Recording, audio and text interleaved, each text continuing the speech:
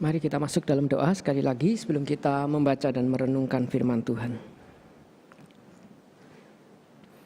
Bapa di dalam surga, kami tahu Tuhan begitu mengasihi kami, karena itu Tuhan itu melayakkan setiap kami pada hari ini untuk hadir di hadapan Tuhan. Kami percaya semua ini adalah bentuk dari kasih Tuhan. Karena itu Bapa, kami ingin juga membalas kasih Tuhan dengan kami sungguh-sungguh mengarahkan hati untuk beribadah kepada Tuhan. Baik itu dalam bentuk kami memuji Tuhan, berdoa, dan terutama ketika kami itu saat ini akan mendengarkan firman-Mu. Kami ingin memberi diri kami, hati kami untuk diterangi oleh firman Tuhan. Kami ingin memberi diri kami untuk sungguh-sungguh ditegur dan dibentuk oleh firman Tuhan. Kami ingin memberi diri kami untuk sungguh-sungguh diarahkan, sehingga kami boleh menjadi serupa dengan apa yang Tuhan itu kehendaki dan inginkan bagi hidup setiap kami. Karena itu Bapak, kami memohon pimpinan Tuhan, Tuhan yang boleh menjamah hati setiap kami, Tuhan yang bahkan boleh memampukan hamba-Mu untuk menyerukan suara Tuhan, dan Tuhan juga boleh memampukan setiap kami untuk mendengar suara Tuhan. Berbicaralah bagi setiap kami siap dibentuk oleh Tuhan, kami siap untuk mendengar firman Tuhan. Di dalam nama Yesus Kristus kami berdoa. Amin. Shalom sekali lagi Bapak Ibu yang dikasihi dalam Tuhan. Hari ini kita akan membahas satu tema, kita akan lanjutkan di dalam eksposisi kita, yaitu di dalam 1 Yohanes pasal yang ketiga ayat 1-3 dengan tema We shall be like him.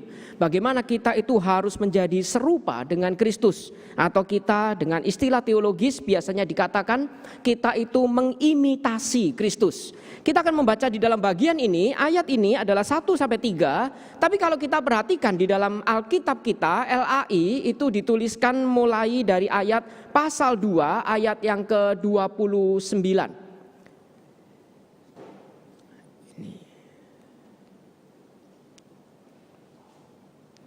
Kita akan baca di dalam pasal 2 ayat 29 sampai nanti ayat 1 di dalam pasal 3 sampai dengan ayat yang ketiga. Karena bagian ini meskipun kalau kita perhatikan di dalam ayat 1 seolah-olah ini memulai kalimat yang baru, tapi di dalam pasal 2 ayat 29 ini tetap menjadi kaitan, yaitu bagian ini sebenarnya bisa dibagi menjadi dua bagian besar.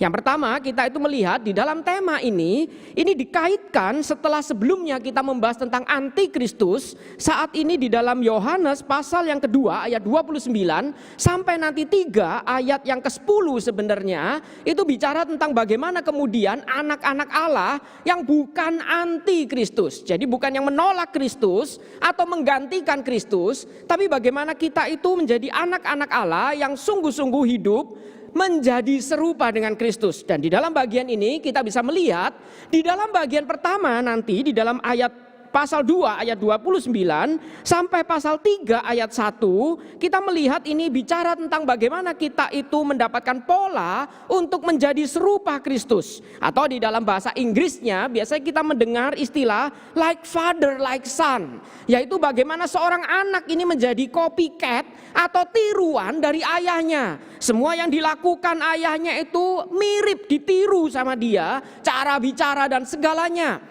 Jadi di sini bicara tentang bagaimana kita orang Kristen diajak untuk menjadi serupa Kristus. Baru nanti di dalam bagian yang kedua itu kita diajak untuk kemudian mengapa kita itu harus meniru Kristus, mengimitasi Kristus, karena kita harus menyiapkan kehidupan kita ke depan dengan berpengharapan akan nanti menjadi kedatangan Kristus yang kedua kali. Saya akan bacakan bagian ini dengan dua pola seperti ini. Saya akan bacakan di dalam bagian pertama terlebih dahulu, pasal 2 ayat 29 dan pasal 3 ayat 1. Demikian firman Tuhan. Jikalau kamu tahu bahwa ia adalah benar, kamu harus tahu juga bahwa setiap orang yang berbuat kebenaran lahir daripadanya. Lihatlah betapa besar kasih yang dikaruniakan Bapa kepada kita, sehingga kita disebut anak-anak Allah. Dan memang kita adalah anak-anak Allah. Karena itu dunia tidak mengenal kita, sebab dunia tidak mengenal Dia. Lalu bagian yang kedua, saudara-saudaraku yang kekasih, sekarang kita adalah anak-anak Allah. Tetapi belum nyata apa keadaan kita kelak. Akan tetapi kita tahu bahwa apabila Kristus menyatakan dirinya, kita akan menjadi sama seperti Dia. Sebab kita akan melihat Dia dalam keadaannya yang sebenarnya. Setiap orang yang menaruh pengharapan itu kepadanya menyucikan diri sama seperti Dia yang adalah suci. Ini panggilan kita. Demikian firman Tuhan. Jadi jika kita melihat di dalam bagian ini, sekali lagi Bapak Ibu, di dalam bagian ini kita diajak untuk mengingat bagaimana kita itu orang Kristen yang disebut anak-anak Allah, dan dikatakan memang kita adalah anak-anak Allah. Kita harus punya hidup yang berpadanan dengan Allah kita, yaitu Kristus itu. Kita meneladani Dia dan mengimitasi Dia. Permasalahannya adalah imitasi itu apa sebenarnya? Kita itu seringkali melihat secara umum imitasi itu adalah suatu tindakan atau proses, bukan cuma tindakan tapi proses, ada progresnya, yaitu di mana seseorang itu meniru orang lain. Jadi biasanya kita artikan secara sederhana, meniru itu adalah meniru sikapnya, penampilan fisiknya, tingkah lakunya, gaya hidupnya, dan semua yang dimiliki orang itu kita itu tiru. Jadi misal seperti anak saya itu tahu papanya hamba Tuhan, dia itu waktu kecil suka minta sama mamanya minta dibeliin jas. Kita tuh sulit mencarikan jas yang ukuran seperti dia. Jadi dia itu curi-curi pakai jas papanya, lalu dia itu ingin meniru papanya berkhotbah. Padahal sekolah teologi juga belum gitu. Dia ingin meniru. Dia tiru itu semua sikapnya, penampilan fisiknya, itu yang namanya imitasi.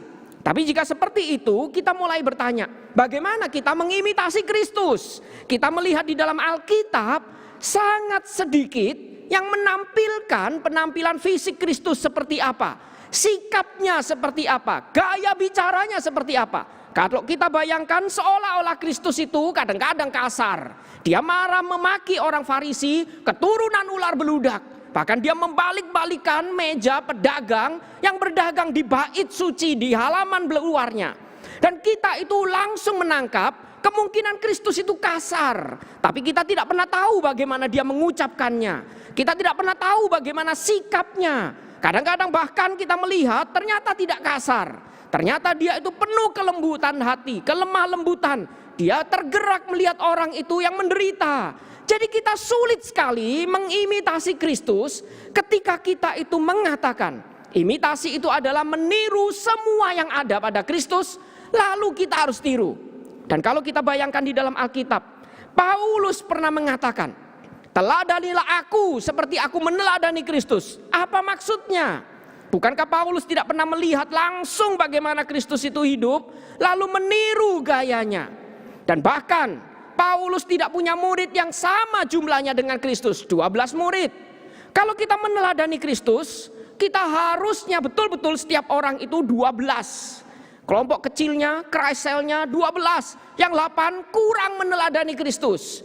Berarti 8 orang, harus 12. Dan harus 12 itu nanti satu harus kita pola menjadi pengkhianat. Jadi semua harus sama. Bahkan kita harus mati dengan cara yang sama. Tapi kalau kita lihat di dalam sejarah, bahkan Petrus pun ketika disalibkan di akhir hidupnya, dia mengatakan, aku tidak layak disalibkan dengan cara yang sama seperti Tuhanku. Dia minta disalib terbalik. Bahkan Paulus pun dia mati dengan cara yang berbeda. Dia dipenggal menurut sejarah.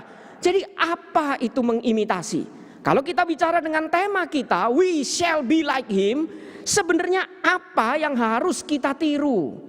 Lalu bagaimana kita itu harus menirunya? Paulus bukan sedang bicara di dalam surat-suratnya ketika dia mengatakan teladanilah aku seperti aku meneladani Kristus. Berarti setiap kita yang tidak mengalami kapal karam, dipatok ular, kita tidak layak mengikut Kristus. Lalu pertanyaannya apa yang harus kita itu teladani? Karena itu kita akan melihat di dalam bagian pertama, meneladani Kristus, meniru Kristus itu apa? Yang dimaksud like father, like son itu apa? Dikatakan, jika kamu tahu bahwa ia adalah benar, kamu harus tahu juga bahwa setiap orang yang berbuat kebenaran lahir daripadanya. Ini mengulang lagi di dalam pasal 2, diingatkan kita ini lahir daripadanya. Berarti kita ini harusnya orang yang of the Father, bukan of the Word. Ini kita memakai istilah Inggris karena istilah Inggris itu setidaknya menggambarkan yang namanya of itu berarti kita itu bukan cuman sekedar kata-kata, tapi itu menggambarkan kita itu berasal Kita itu bahkan digerakkan, dibentuk dari sana. Of itu bicara tentang saya itu berasal dari sana. Lahir daripadanya berarti bukan cuma sekedar dilahirkan, tapi saya itu punya natur dan pola yang sesuai dengan saya itu dari mana. Saya dengan intonasi medok seperti ini, semua sudah pasti tahu saya ini Freddy of Surabaya. Kemarin itu saya khotbah, saya khotbah di pemuda, teman saya khotbah di remaja. Lalu setelah itu kita kumpul makan bersama karena kita satu alumni. Lalu anaknya teman saya itu bilang, Papa itu tadi khotbah di remaja itu temenku ngomel semua. Kenapa? Papa itu kalau ngomong cepet nerocos kayak dikejar apa. Kenapa sih Papa ngomong kayak gitu? Saya jawab, kamu mau tahu? Karena papamu sama seperti saya, of Surabaya. Nah orang Surabaya kalau ngomong itu kebanyakan gitu. Kita tuh kalau ngomong itu tegas, lalu seolah-olah medok. Makanya saya suruh khotbah Inggris sulit sekali. Kenapa? Saya takut dipanggil bulldog, bule medok. Saya ngomongnya bule tapi logatnya medok. Saya sulit menghilangkan natur saya. Bahkan ketika saya pergi ke Jakarta, lalu saya sempat pelayanan mengajar di sekolah, saya sulit sekali menghilangkan natur saya. Saya dengan bicara saja orang langsung tahu natur saya, asal saya, yang membentuk saya, yang menggerakkan saya itu apa. Orang langsung tahu semua. Itu yang dimaksud of. Kita diingatkan, kamu tahu, berarti semua kita harusnya tahu bahwa Kristus itu ia adalah benar. Kamu harus tahu juga semua orang yang berbuat kebenaran itu keluar dari dia. Itu naturnya, polanya itu dibentuk dengan natur yang berbeda dengan dunia. Ini yang dimaksud imitasi sebenarnya. Imitasi bukan kita itu meniru gayanya, meniru cara bicaranya, mirip seperti kalau saya hamba Tuhan, saya itu mengidolakan seorang hamba Tuhan lain, lalu biasanya saya tiru-tiru gayanya, saya tiru-tiru intonasi nadanya, saya tiru-tiru cara khotbahnya, tapi isinya tetap berbeda. Karena imitasi bukan meniru gaya luarnya, tapi imitasi itu meniru pola hidupnya. Natur kita dibentuk dengan cara yang berbeda karena kita itu berasal bukan lagi dari dunia, tapi kita berasal daripadanya, dari Tuhan, of the Father. Dan disitulah Tuhan itu yang harusnya menggerakkan kita ketika kita itu hidup di dunia ini.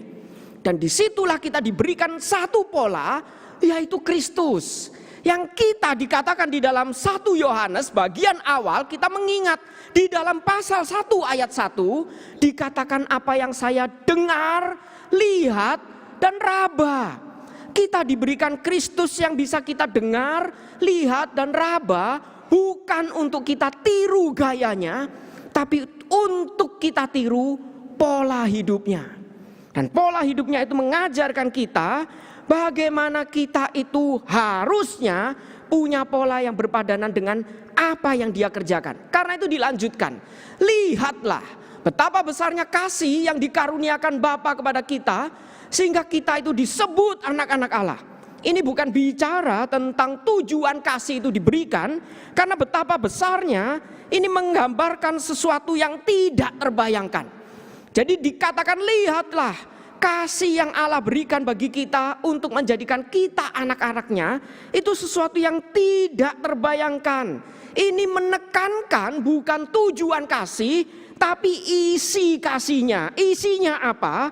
Dia itu mengangkat kita menjadi anak-anaknya, dan memang kita adalah anak-anak Allah.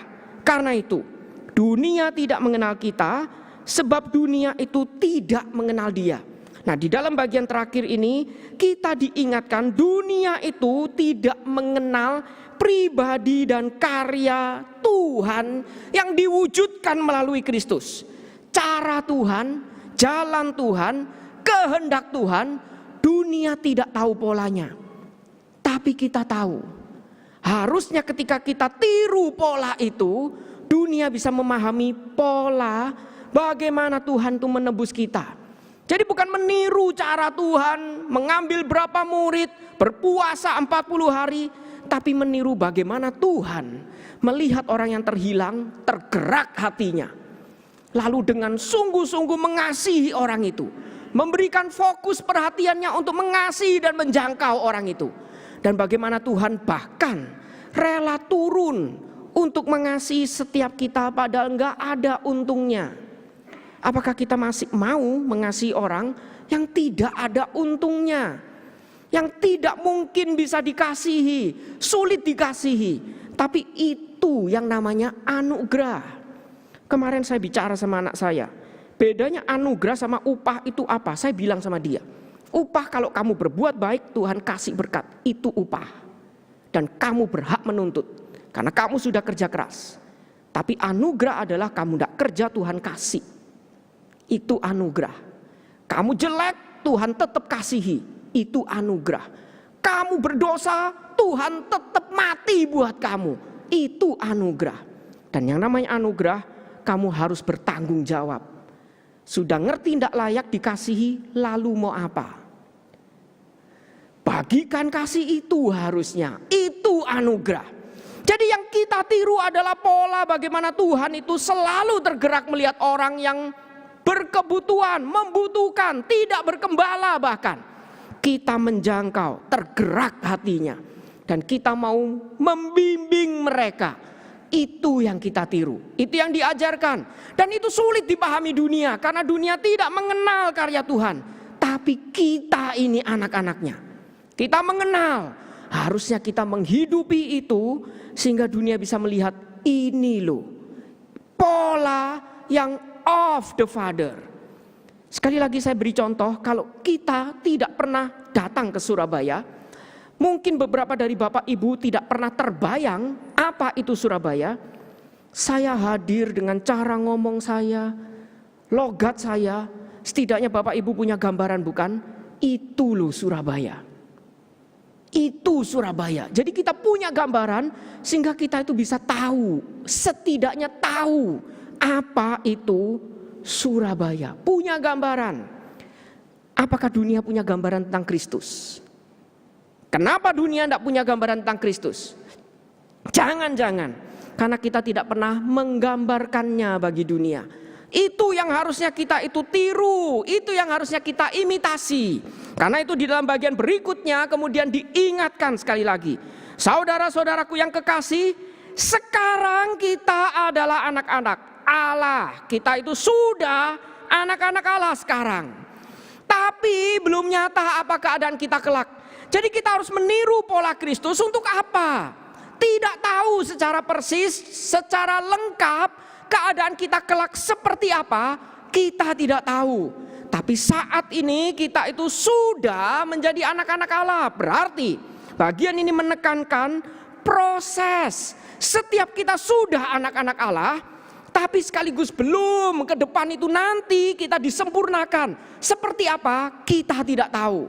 Seperti apakah Kristus tubuh kemuliaannya kita punya gambaran. Tapi seperti apa bentuknya secara eksak kita tidak tahu. Dikatakan seolah-olah masih ada bekas luka di dalam tubuh kemuliaannya. Pintu terkunci bisa muncul di dalam, tapi tetap bertubuh, bisa disentuh. Sentuhlah aku, ketika dia mengatakan pada Thomas. Kita tidak tahu seperti apa nanti ke depan. Seperti apa kehidupan kekal itu. Seperti apa setelah kita semua meninggalkan dunia ini. Kita tidak tahu. Tapi sekarang kita itu sudah anak-anak Allah. Tapi nanti keadaan kita kelak kita tidak tahu. Tapi kita tahu satu hal, bahwa apabila Kristus menyatakan dirinya, kita akan menjadi sama seperti dia. Berarti ini bicara beberapa hal. Yang pertama, kita itu dampak sepenuhnya memang belum kita bisa ketahui saat ini. Kenapa kita harus meniru pola Kristus? Hidup seolah-olah lebih sulit daripada orang yang tidak kenal Tuhan. Tapi setidaknya di pihak lain, apa yang kita lakukan akan Tuhan itu perhitungkan. Masa kini kita melakukan apa, itu ada kesinambungannya di masa yang akan datang. Jadi semua yang kita lakukan saat ini, Tuhan perhitungkan, Tuhan itu lihat, Tuhan itu akan sempurnakan ke depan. Permasalahannya, betulkah yang kita lakukan sekarang menuju ke arah sana? Prosesnya ke arah sana untuk menjadi semakin serupa Dia dengan pola yang semakin mirip dan semakin sinkron dengan Tuhan.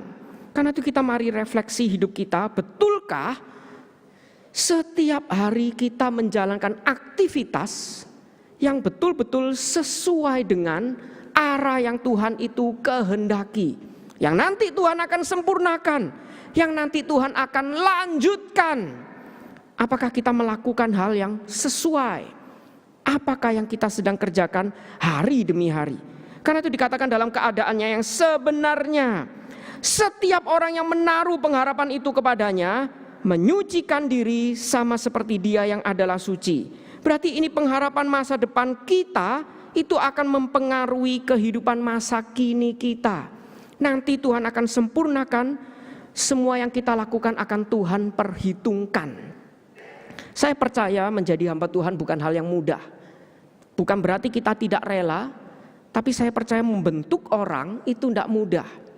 Bahkan ada pepatah Chinese itu yang mengatakan, orang membentuk pohon, menanam pohon bisa dilakukan setahun sampai puluhan tahun. Tapi membangun seorang manusia ratusan tahun pun belum tentu jadi. Sebenarnya yang kita lakukan ini apa? Saya mengajar di sekolah teologi, kadang-kadang itu banyak makan ati, bahkan ampela. Daripada kita itu bersyukur, karena sulit sekali mendidik anak-anak yang katanya dipanggil untuk menjadi hamba Tuhan. Tapi cinta gereja tidak, bisa dibina tidak. Kebanyakan cuma memikirkan nanti ke depan hidupnya seperti apa, fasilitas dan lain sebagainya. Sebenarnya satu pihak kalau kita katakan kerja menjadi hamba Tuhan, dosen teologi tidak mudah. Tapi bukan berarti saya mengatakan ini tidak rela, tidak. Tapi pertanyaannya, kenapa kita masih mau lakukan ini? Karena kita tahu Tuhan akan sempurnakan ke depan. Kita tahu Tuhan akan mampukan kita, perlengkapi kita. Kita ingin meniru pola Tuhan, menjangkau orang, membentuk orang yang dibutuhkan. Dan tidak semua orang dipanggil menjadi hamba Tuhan. Bagaimana dengan Bapak Ibu? Setiap kita memang pasti dipanggil menjadi peniru, imitasi. Itu tidak terhindarkan. Setiap kita pasti meniru. Seperti gambar ini bukan? Anak kecil, brewok belum tumbuh, kumis tidak ada, ikut-ikutan kasih krim, ikut-ikutan cukur. Apa yang dicukur? Dia cuman meniru, tidak terhindarkan.